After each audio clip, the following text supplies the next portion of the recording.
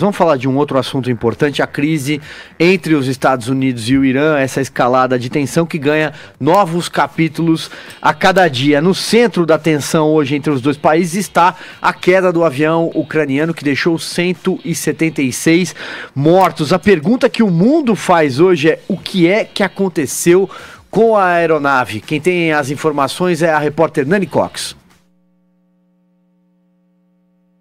Autoridades americanas, canadenses e ucranianas indicam que o Irã atingiu de forma acidental o voo 752 da Ukraine International Airlines em Teherã. Os países afirmam ter evidências de que um míssil colidiu com o Boeing 737-800 logo após a decolagem, matando 176 pessoas. Um vídeo divulgado nesta quinta pelo The New York Times mostra o suposto momento da colisão. O presidente norte-americano Donald Trump disse que tinha suspeitas sobre o acidente e completou que alguém do outro lado poderia ter cometido um erro. O primeiro-ministro canadense Justin Trudeau foi mais direto e garantiu que diversas fontes, incluindo diferentes serviços de inteligência, apontaram que o avião foi atingido por um míssil russo lançado pelo Irã.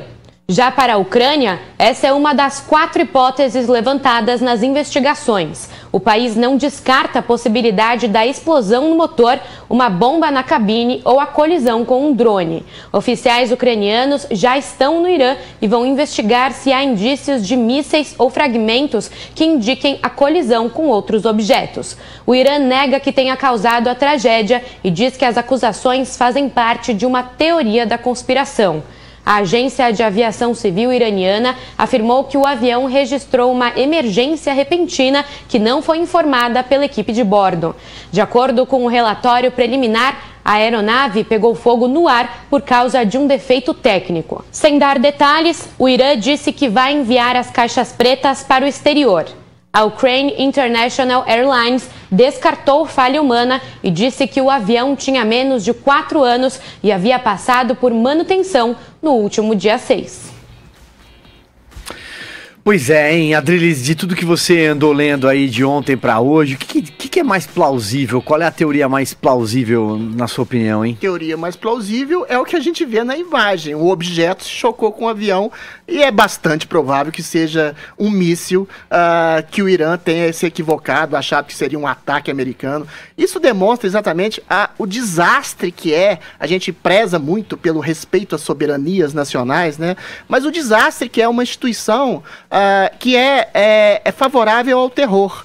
Uma instituição favorável ao terror, que tem na sua base governamental um grande terrorista, como era o Soleimani, que foi morto justissimamente e humanisticamente pelo meu caro Donald Trump, aliviando o mundo, você tem exatamente uma irresponsabilidade concreta em relação a qualquer coisa. Ou seja, mais um avião, um bando de gente que acha que se você fizer um ato terrorista, você vai para um céu islâmico cheio de virgens e defloradas e reconstituídas eternamente com 73 virgens. Para eles a vida humana não vale rigorosamente nada. Para eles um míssil que acerta... Para mim isso é o inferno.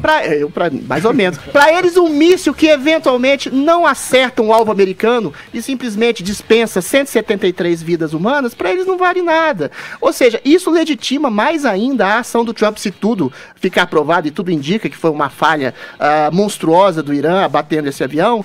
Isso legitima mais ainda a ação do Trump em perceber que a soberania nacional tem seus limites. Se o soberano nacional é um déspota, é um monstro que faz atos terroristas, que promove terrorismo e, além de tudo, tem uma irresponsabilidade com vidas humanas que não tinham nada a ver com a história, como é o caso desse avião, então essa soberania nacional tem que ser ou destituída ou, no mínimo, refutada veementemente.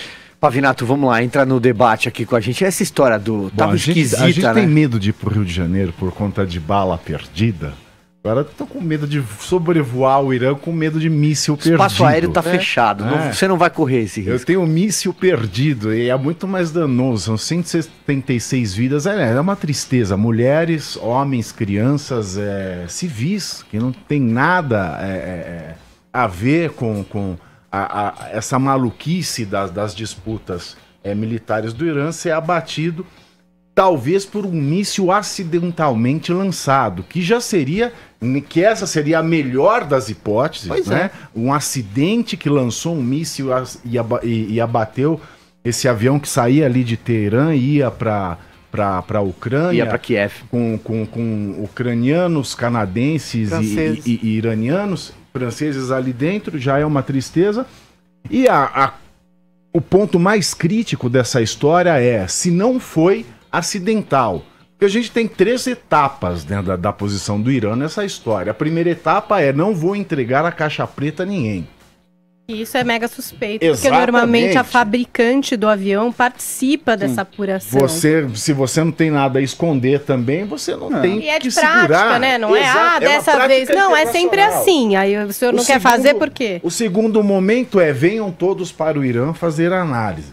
Imagina o aparato tecnológico que existe no Irã para fazer uma análise de uma caixa preta. Seria muito melhor mandar para a fabricante fazer essa análise em local apropriado, com material apropriado, porque há de se imaginar que não é a coisa mais fácil para um civil entrar no Irã.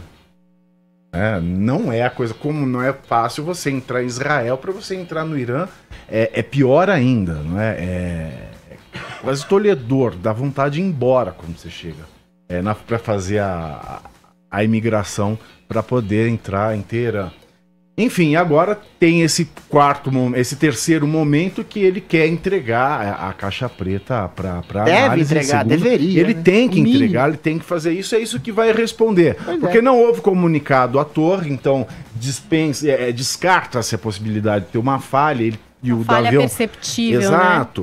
Né? E isso é muito ruim para a política internacional, porque, bem ou mal, o ataque às bases vazias dos Estados Unidos nos arredores do Irã foi um traque, foi uma traque encenação. E uma resposta que deu ali a masculinidade do Ayatollah. Não é? Uma desculpa para dizer agora nós podemos chegar a um para iraniano ver. Né? E para o Trump também foi uma saída boa, né?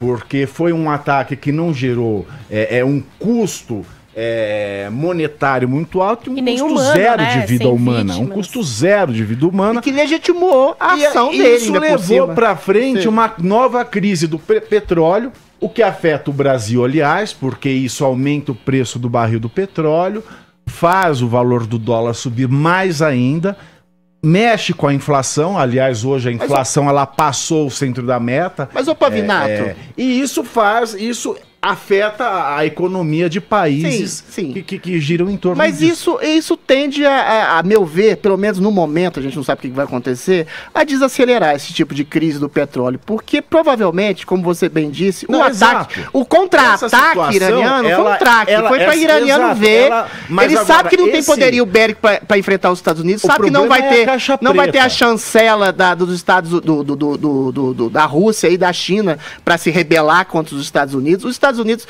desmascarou exatamente os interesses terroristas e subliminares de controle da região do Irã. A gente vê, inclusive, agora, né, o Silvio, desde de 79, exatamente, mas colocou, existe uma guerra de discurso. Caiu, a gente sabe que existe uma guerra de discurso, por exemplo, quando o Trump fez esse ataque que matou o Soleimani, toda a horda progressista se colocou como os Estados Unidos como um país opressor, foi a primeira coisa.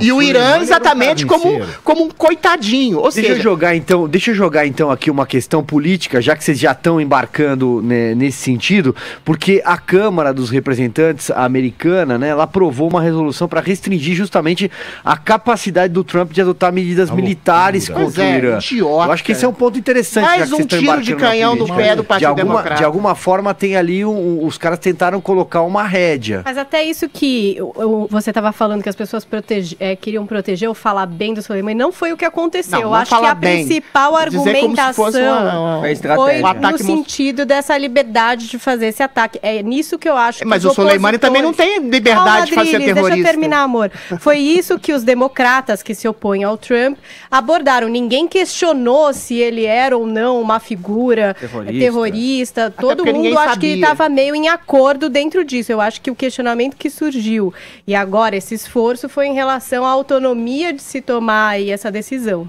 Bom, se descortinou o fato do Soleimani ser um terrorista monstruoso. O assassinato teve a resposta e isso afastou uma crise. Né, isso trouxe à tona a possibilidade aí, tá bom, agora estamos quites, né, bem entre aspas. Não é possibilidade de guerra. Mas agora, a possibilidade se essa caixa preta trouxer algo muito revelador no sentido de que o regime dos ayatolás deliberadamente derrubou um avião de civis... Aí muda de figura. E isso depõe mais ainda contra a atitude populista democrata de querer cercear as ações militares de um governo que agiu legitimamente como um contra-ataque a um terrorista e um fascínora.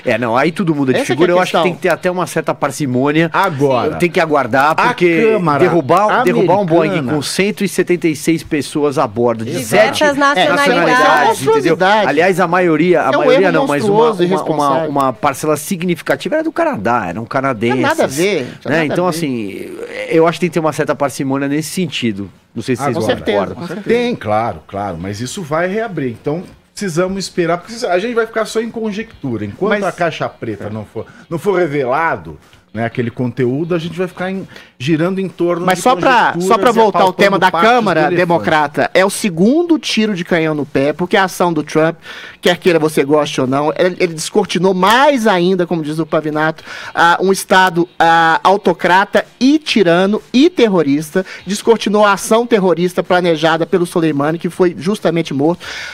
Humilhou o Irã, porque o Irã não vai contra-atacar, porque sabe que não tem poderio bélico, e agora está humilhando o próprio Partido Democrata.